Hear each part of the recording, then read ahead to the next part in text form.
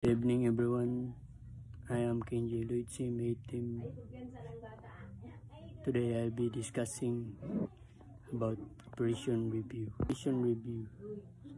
Kaya usa ka proseso nga gigamit sa mga police unit aron masusi kung maayo ba ilang gibuhat silang mga trabaho and makatabang kini sa ilaha sa pagtanaw kung ilang mga plano nagtrabaho, kung sila nakabot ilang mga tumong, and unsa pang mga problema o kinahanglan. So kani nga proseso hinungdan aron ang mga unit sa pulisya magpadayon nga mulambo o mulihok nga labi maayo sa pagserbisyo sa komunidad.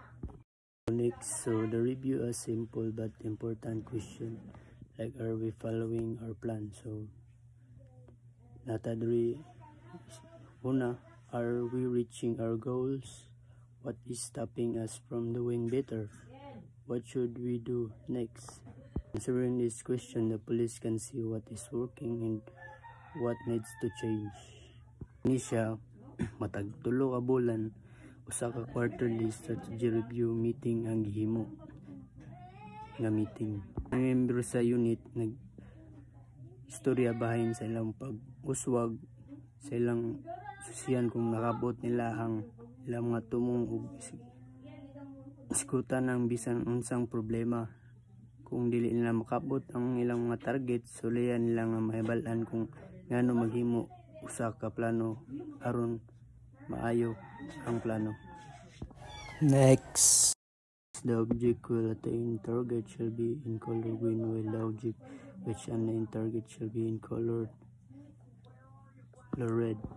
Aron maklaro ang mga butang, nagamit sila og sistema sa color. Ang Verde nagpasabot nga nagtumong makabot ug ang pula nagpasabot nga ang tumong wala matuman. So mao ni makatabang ang tanan nakasabot kung unsa nga mga lugar ang maayo ug kung unsa ang kinahanglan tabang ang matag sakop sa team.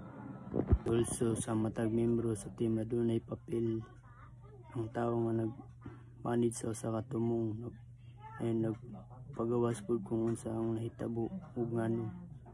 So kung adunay mga problema, pakita nila ang hinungdan ug isugyot ang mga solusyon, and ubang mga membro makapangutana ug makahatag mga idea aron makatabang.